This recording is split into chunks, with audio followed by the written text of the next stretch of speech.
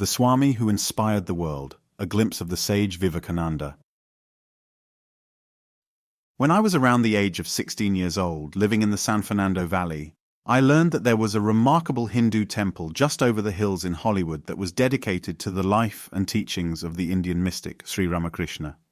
It was popularly known as the Vedanta Temple and was just off the 101 freeway and was only about 15 minutes or so from my home.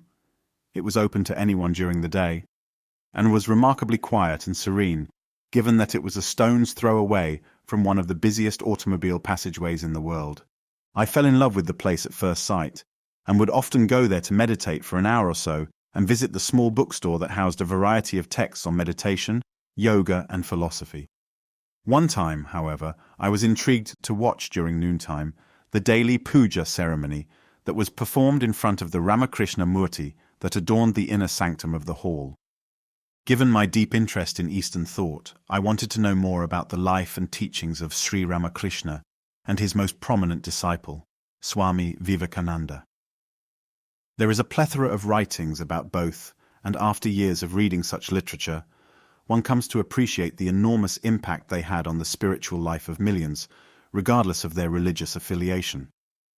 Today I find it somewhat astonishing to realize how young Sri Ramakrishna and Swami Vivekananda were when they died, 50 and 39 respectively, since their impact over the past century has been nothing less than monumental.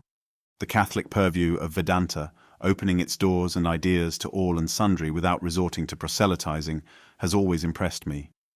I particularly appreciate that they have created small but beautiful temples for meditation that are free to anyone interested in exploring the depths of their own consciousness. I was pleasantly surprised a few years ago to discover the Trabuco Canyon Monastery, which is nestled away from the hustle and bustle of Orange County, and which offers a natural sanctuary to walk, read, and contemplate. Just at the cusp of the hill, there is an exquisite statue of Swami Vivekananda, and each time I visit the monastery, I make it a point to stop and reflect about the great Swami's life and work. Recently, as I visiting the delightfully old school shop, the last bookstore in Los Angeles, I happened upon a first edition of Bhagini, Sister, Nivedita's enthralling 1910 book, The Master, As I Saw Him. Although there are now a number of newer publications of this classic, due to the fact it is now in the public domain, I thought it might be helpful to come out with an abbreviated edition, which focuses on the first quarter of the book, where it ends with the very pregnant and enlightening words of the author, wherein she writes, "Long, long ago, Sri Ramakrishna had told his disciples that the day would come when his beloved Noren would manifest his own great gift of bestowing knowledge with a touch. That evening at Almora, I proved the truth of his prophecy. For alone in meditation, I found myself gazing deep into an infinite good, to the recognition of which no egoistic reasoning had led me. I learnt too, on the physical plane, the simple everyday reality of the experience related in the Hindu books on religious psychology. And I understood for the first time that the greatest teachers may destroy in us a personal relation only in order to bestow the impersonal vision in its place. It is my hope that this short volume may serve as but an introductory glimpse into the life and work of one of the truly outstanding exponents of Indian philosophy and spirituality. The Master as I Saw Him. Bhagini Nivedita. It is strange to remember, and yet it was surely my good fortune, that though I heard the teachings of my master, the Swami Vivekananda, on both the occasions of his visits to England in 1895 and 1896, I yet knew little or nothing of him in private life until I came to India in the early days of 1898. For as the fruit of this want of experience I have it, that at each step of his self-revelation as a personality, my master stands out in my memory against his proper background of Indian forest, city, and highway, an Eastern teacher in an Eastern world. Even in far-away London, indeed, the first time I saw him, the occasion must have stirred in his mind as it does in mine, recalling it now, a host of associations connected with his own sun-steeped land. The time was a cold Sunday afternoon in November, and the place, it is true, a West End drawing-room. But he was seated, facing a half-circle of listeners, with the fire on the hearth behind him, and as he answered question after question, breaking now and then into the chanting of some Sanskrit text in illustration of his reply, The scene must have appeared to him, while twilight passed into darkness, only as a curious variant upon the Indian garden, or on the group of hearers gathered at sundown around the sadhu who sits beside the well or under the tree outside the village bounds. Never again in England did I see the Swami as a teacher in such simple fashion. Later he was always lecturing, or the questions he answered were put with formality by members of larger audiences. Only this first time we were but 15 or 16 guests, intimate friends many of us, and he sat amongst us in his crimson robe and girdle, as one bringing us news from a far land, with a curious habit of saying now and again, "Shiva, Shiva," and wearing that look of mingled gentleness and loftiness that one sees on the faces of those who live much in meditation, that look, perhaps, that Raphael has painted for us on the brow of the Sistine Child. That afternoon is now 10 years ago, and fragments only of the talk come back to me. But never to be forgotten are the Sanskrit verses that he chanted for us, in those wonderful Eastern tones, at once so reminiscent of, and yet so different from, the Gregorian music of our own churches. He was quite willing to answer a personal question, and readily explained, in reply to some inquiry, that he was in the West, because he believed that the time had come when nations were to exchange their ideals, as they were already exchanging the commodities of the market. From this point onwards the talk was easy. He was elucidating the idea of the Eastern pantheism, picturing the various sense impressions as but so many different modes of the manifestation of one, and he quoted from the Gita and then translated into English, "All these are threaded upon me as pearls upon a string." He told us that love was recognized in Hinduism as in Christianity as the highest religious emotion, and he told us a thing that struck me very much, leading me during the following winter to quite new lines of observation, that both the mind and the body were regarded by Hindus as moved and dominated by a third called the self. He was describing the difference between Buddhism and Hinduism, and I remember the quiet words, "The Buddhists accepted the report of the senses." In this respect, then, Buddhism must have been in strong contrast with modern agnosticism, whose fundamental suspicion as to the subjective illusion of the senses, and therefore of all inference, would surely bring it more into line with Hinduism. I remember that he objected to the word faith, insisting on realization instead. And speaking of sects, he quoted an Indian proverb, "It is well to be born in a church, but it is terrible to die there." I think that the doctrine of reincarnation was probably touched upon in this talk. I imagine that he spoke of karma, bhakti, jnana, as the three paths of the soul. I know he dwelt for a while on the infinite power of man, and he declared the one message of all religions to lie in the call to renunciation. There was a word to the effect that priests and temples were not associated in India with the highest kind of religion, and the statement that the desire to reach heaven was in that country regarded, by the most religious people, as a little vulgar. He must have made some statement of the ideal of the freedom of the soul, which brought it into apparent conflict with our Western conception of the service of humanity as the goal of the individual. For I remember very clearly that I heard him use that word society for the first time that afternoon, in the sense that I have never been quite sure of having fully understood. He had, as I suppose, stated the ideal, and he hastened to anticipate our opposition. "You will say," he said, "that this does not benefit society. But before this objection can be admitted, you will first have to prove that the maintenance of society is an object in itself." At the time, I understood him to mean humanity by society, and to be preaching the ultimate futility of the world, and therefore of the work done to aid it. Was this his meaning? In that case, how is one to reconcile it with the fact that the service of humanity was always his whole hope? Or was he merely stating an idea and standing aside to give it its full value? Or was his word society, again, only a faulty translation of the curious Eastern word samaj, coloured, as that is, with theocratic associations, and meaning something which includes, amongst other things, our idea of the church? He touched on the question of his own position as a wandering teacher, and expressed the Indian diffidence with regard to religious organization, or as someone expresses it, with regard to a faith that ends in a church. "We believe," he said, "that organization always breeds new evils." He prophesied that certain religious developments then much in vogue in the West, would speedily die, owing to love of money, and he declared that man proceeds from truth to truth, and not from error to truth.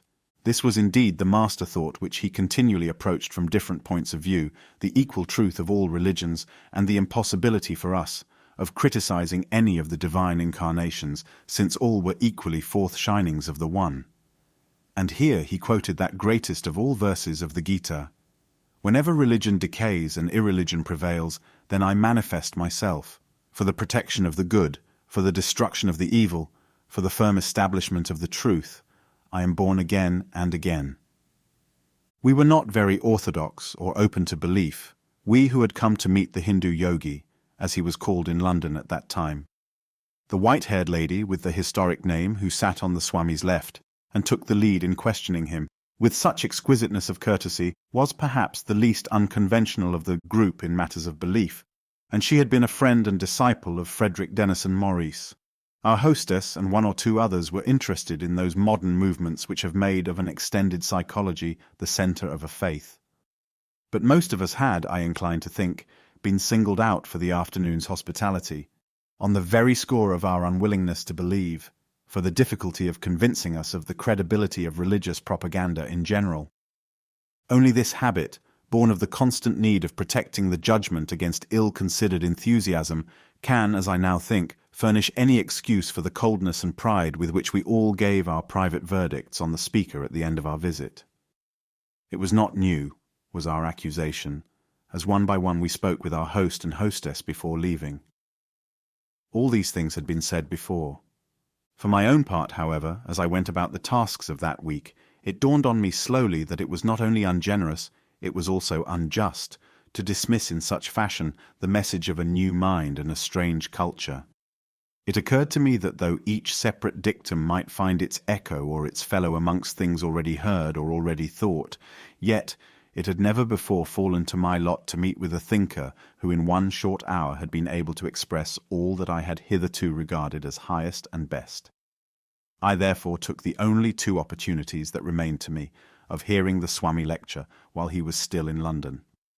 The feeling that great music wakes in us grows and deepens with its repetition, and similarly, as I read over the notes of those two lectures now, they seem to me much more wonderful than they did then.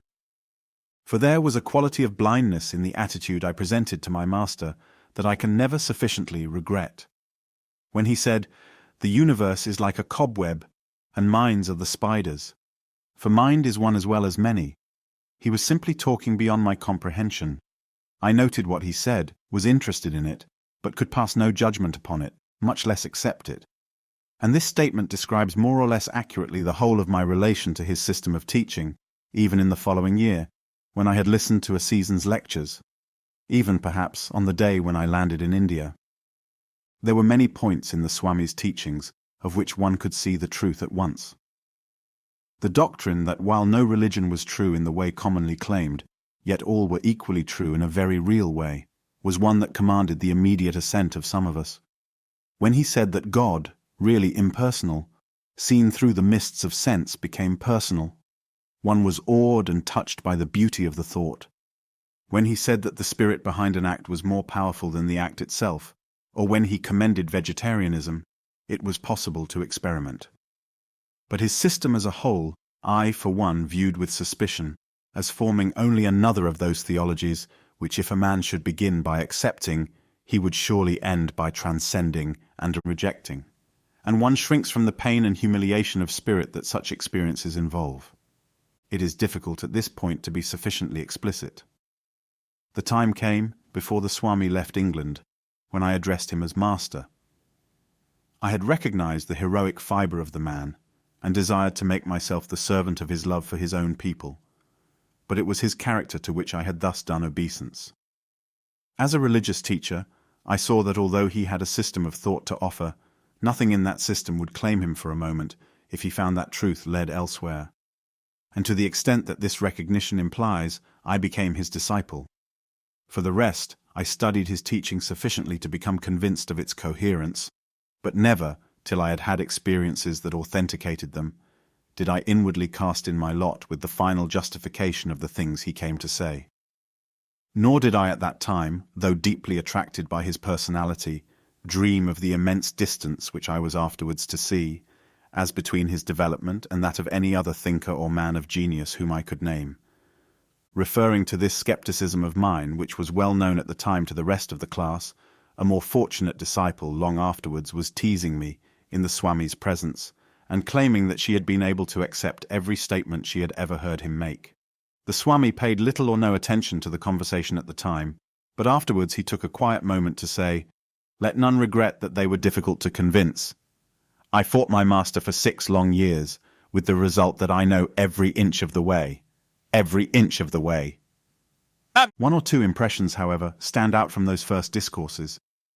Christianity had once meant to me the realization of God as the Father, but I had long mourned over my own loss of faith in this symbolism, and had desired to study its value as an idea, apart from its objective truth or untruth. For I suspected that such a conception would have its own effect on the character, and perhaps on the civilization of those who held it. This question, however, I had been unable to follow up, for want of material of comparison.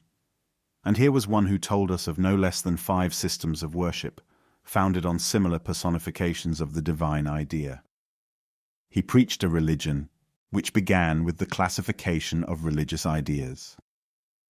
I was very much struck further by the strangeness as well as the dignity of some of the Indian conceptions which I now heard of for the first time.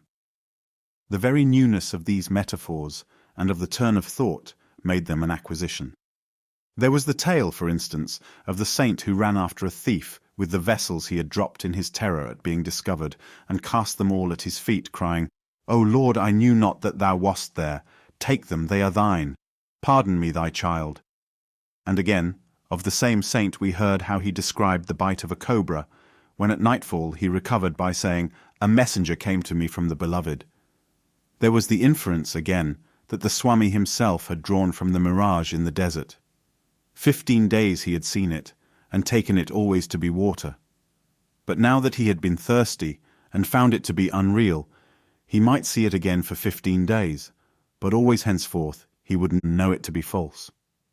The experience to which such achievements had been possible, the philosophy that could draw some parallel between this journey in the desert and life, was such as it seemed an education to understand. But there was a third element in the Swami's teaching whose unexpectedness occasioned me some surprise. It was easy to see that he was no mere lecturer, like some other propounders of advanced ideas whom I had heard even from the pulpit. It was by no means his intention to set forth dainty dishes of poetry and intellectuality for the enjoyment of the rich and idle classes. He was, to his own thinking at least, as clearly an apostle, making an appeal to men, as any poor evangelical preacher or Salvation Army officer calling on the world to enter into the kingdom of God. And yet he took his stand on what was noblest and best in us. I was not thinking of his announcement that sin was only an evil dream. I knew that such a theory might merely be part of a cumbrous system of theology, and no more a reality to its elucidator than the doctrine that when a man steals our coat, we should give to him our cloak also, was to ourselves. The thing that I found astonishing was a certain illustration urged by him. His audience was composed for the most part of fashionable young mothers, and he spoke of their terror and their flight if a tiger should suddenly appear before them in the street. "But suppose," he said, with a sudden change of tone, "suppose there were a baby in the path of the tiger. Where would your place be then? At his mouth. Any one of you, I'm sure of it." These, then, were the things I remembered and pondered over concerning the Swami, when he had left England that winter for America. First, the breadth of his religious culture. Second, the great intellectual newness and interest of the thought he had brought to us. And thirdly, the fact that his call was sounded in the name of that which was strongest and finest, and was not in any way dependent on the meaner elements in man.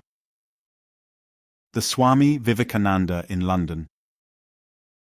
The Swami returned to London in April of the year following, and taught continuously at the house where he was living with his good friend Mr. E.T. Sturdy in S. George's Road, and again after the summer holidays in a large classroom near Victoria Street.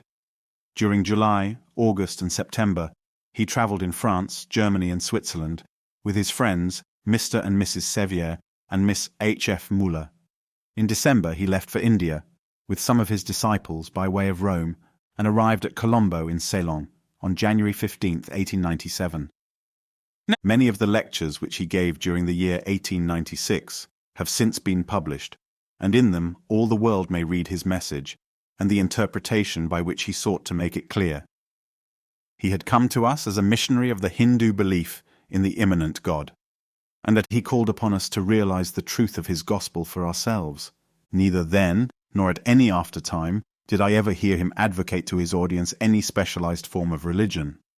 He would refer freely enough to the Indian sects, or as I would like to call them, churches, by way of illustration of what he had to say. But he never preached anything but that philosophy which to Indian thinking underlies all creeds. He never quoted anything but the Vedas, the Upanishads, and the Bhagavad Gita. And he never in public mentioned his own master, nor spoke in specific terms of any part of Hindu mythology. He was deeply convinced of the need for Indian thought, in order to enable the religious consciousness of the West to welcome and assimilate the discoveries of modern science, and to enable it also to survive that destruction of local mythologies, which is an inevitable result of all world consolidations. He felt that what was wanted was a formulation of faith which could hold its adherents fearless of truth. The salvation of Europe depends on a rationalistic religion, he exclaims, in the course of one of his lectures, and again, many times repeated, the materialist is right. There is but one, only he calls that one matter, and I call it God. In another and longer passage, he describes the growth of the religious idea, and the relation of its various forms to one another. At first, he says, the goal is far off, outside nature, and far beyond it, attracting us all towards it. This has to be brought near, yet without being degraded or degenerated, until, when it has come closer and closer, the God of heaven becomes the God in nature, till the God in nature becomes the God who is nature, and the God who is nature becomes the God within this temple of the body, and the God dwelling in the temple of the body becomes the temple itself, becomes the soul of man. Thus it reaches the last words it can teach. He whom the sages have sought in all these places is in our own hearts. Thou art he, O man. Thou art he.